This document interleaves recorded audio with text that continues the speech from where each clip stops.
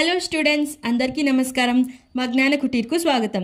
ముందుగా మా ఛానల్ని సబ్స్క్రైబ్ చేసుకొని మీ సపోర్ట్ని అందిస్తున్న ప్రతి ఒక్కరికి మా ధన్యవాదాలు. ఇంకా మా ఛానల్ని సబ్స్క్రైబ్ చేసుకొని వారుంటే వెంటనే సబ్స్క్రైబ్ చేసుకోండి, పక్కనే ఉన్న బెల్ ఐకాన్ని క్లిక్ చేయండి. అలాగే మా వీడియోస్ని లైక్ చేయండి, షేర్ చేయండి. ఈరోజు నేను మీతో ఈ విశ్వం ఎలా ఏర్పడిందో షేర్ చేయబోతున్నాను. ఈ వీడియో చాలా ఇంట్రెస్టింగ్గా ఇన్ఫర్మేషన్తో ఉంటుంది. సో స్కిప్ చేయకుండా వీడియోని ఫుల్గా చూడండి. విశ్వం ఏర్పడటానికి కారణం అప్పటి నుండి ఇప్పటి వరకు జరుగుతున్న విశ్వ పరిణామంకు ఒక థియరీ కారణమని సైంటిస్టులు చెప్తున్నారు. దాన్నే బిగ్ బ్యాంగ్ థియరీ అని అంటారు. ఫస్ట్, బిగ్ బ్యాంగ్ థియరీ అంటే ఏమిటో తెలుసుకుందాం. 1382 సంవత్సరాల క్రితం భూమి, నక్షత్రాలు, గ్రహాలు, సూర్యుడు, గెలాక్సీలు, అసలు ఈ విశ్వం అనేదే లేదు. ఆ సమయంలో ఆటం కన్నా చిన్న సైజ్ కాంతితో ఒక చిన్న బిందువు ఏర్పడింది. అది కొద్దిగా ఎనర్జీ రిలీజ్ చేస్తూ అన్ని వైపులా విస్తరిస్తూ వచ్చింది. అందరూ దీన్ని ఒక విస్ఫోటనం అని అంటారు. అది నిజం కాదు అని సైంటిస్టులు చెప్తున్నారు. ఎలాగంటే ఒక బెలూన్ని బ్లో చేస్తే ఎలా ఎక్స్పాండ్ అవుతుందో అలాగే ఈ చిన్న బిందువు తన ఎనర్జీని రిలీజ్ చేస్తూ ఎక్స్పాండ్ చేస్తూ వచ్చింది. దీనినే బిగ్ బ్యాంగ్ అని అంటారు. బిగ్ బ్యాంగ్ జరిగిన తర్వాత యూనివర్స్ ఏర్పడిందని, బిగ్ బ్యాంగ్ ద్వారానే time, physics formulas, chemistry periodic table, gases ఏర్పడ్డాయని శాస్త్రజ్ఞులు చెబుతున్నారు. విపరీతమైన ఎనర్జీతో, ట్రిలియన్ డిగ్రీ టెంపరేచర్తో బిగ్ బ్యాంగ్ ప్రదేశం ఉంది. క్రమంగా యూనివర్స్ అంతటా వ్యాపిస్తున్న కేవలం ఎనర్జీ మాత్రమే ఉండేదని, ఎటువంటి మ్యాటర్ లేదని శాస్త్రజ్ఞులు చెప్పారు. ఐన్స్టీన్ ఫార్ములా E=mc² ప్రకారం ఎనర్జీ మ్యాటర్గా, మ్యాటర్ ఎనర్జీగా మారగలదు. ఎనర్జీ మ్యాటర్తో పాటు యాంటీ మ్యాటర్ని కూడా తయారు చేస్తుంది. కోట్ల నక్షత్రాలు, గ్రహాలు ఏర్పడాలంటే matter particles, antimatter particles చాలా అవసరం. ఈ మ్యాటర్ పార్టికల్స్ యాంటీ మ్యాటర్ పార్టికల్స్కి ఈక్వల్గా ఉండకూడదు. అందుకే ప్రతి 100 కోట్ల యాంటీ మ్యాటర్ పార్టికల్స్కు 100 కోట్ల ఒక్క మ్యాటర్ పార్టికల్స్ తయారయ్యాయి. దీంట్లో 100 కోట్ల యాంటీ మ్యాటర్ పార్టికల్స్తో 100 కోట్ల మ్యాటర్ పార్టికల్స్ కలిసిపోయినప్పుడు ఒక్క మ్యాటర్ పార్టికల్ ఉంటుంది. అలా మిగిలిన మ్యాటర్ పార్టికల్స్ అన్నీ కలిసి కొన్ని కోట్ల నక్షత్రాలు, గ్రహాలుగా ఏర్పడ్డాయి. నక్షత్రం ఎలా ఏర్పడిందో తెలుసుకుందాం. విశ్వంలో బిగ్ బ్యాంగ్ ద్వారా కొన్ని వాయువులు, ధూళి ఏర్పడ్డాయి. అలా విశ్వమంతా దట్టమైన వాయువులు, ధూళితో కూడిన మేఘాలు వ్యాపించి ఉంటాయి. వీటిని నెబ్యులా అని అంటారు.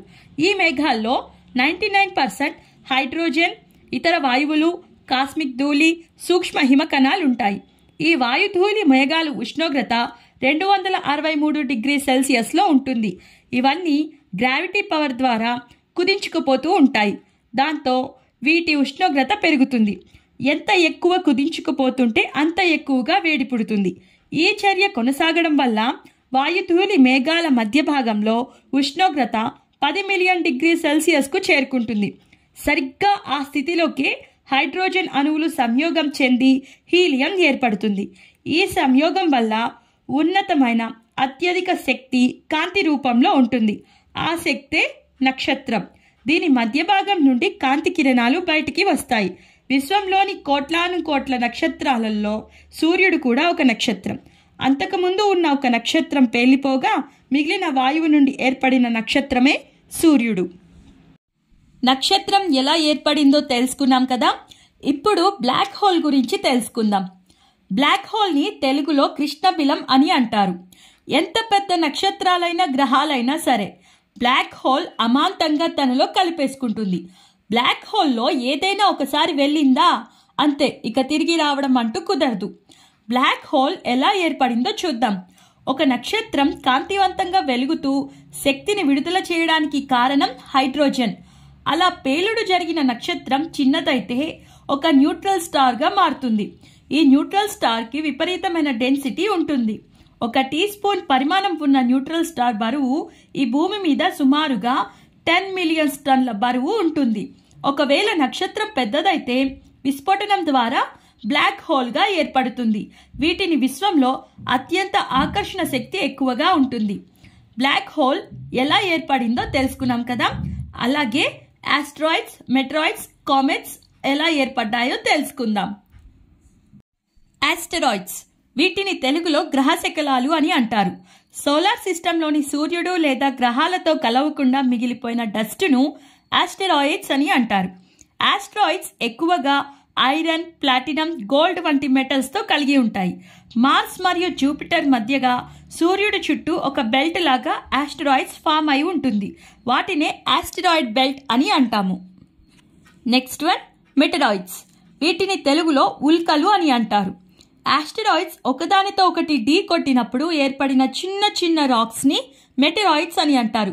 మెటరాయిడ్స్ ఎక్కువగా సిలికాన్ మరియు ఆక్సిజన్ని కలిగి ఉంటాయి. Next one is comets. వీటిని తెలుగులో తోకచుక్కలు అని అంటారు. డస్ట్ పార్టికల్స్ అంతా కలిసి ఐసీ రాక్స్గా గ్రావిటీ ఫోర్స్ ద్వారా ఫామ్ అయ్యి వాటిని కామెట్స్ అని అంటారు. చూశారు కదా, ఈ వీడియోలో మనం యూనివర్స్ ఎలా ఫామ్ అయింది, big bang theory, black hole, stars, asteroids, meteoroids, comets అంటే ఏమిటి, ఇవన్నీ ఎలా ఏర్పడ్డాయి అనేది తెలుసుకున్నాం. ఈ వీడియో మీకు నచ్చినట్లయితే లైక్ చేయండి, షేర్ చేయండి, కామెంట్ చేయండి. అలాగే మా ఛానల్ జ్ఞానకుటీని తప్పకుండా సబ్స్క్రైబ్ చేసుకోండి. మీ సపోర్ట్ని మాకు అందించండి. Thanks for watching.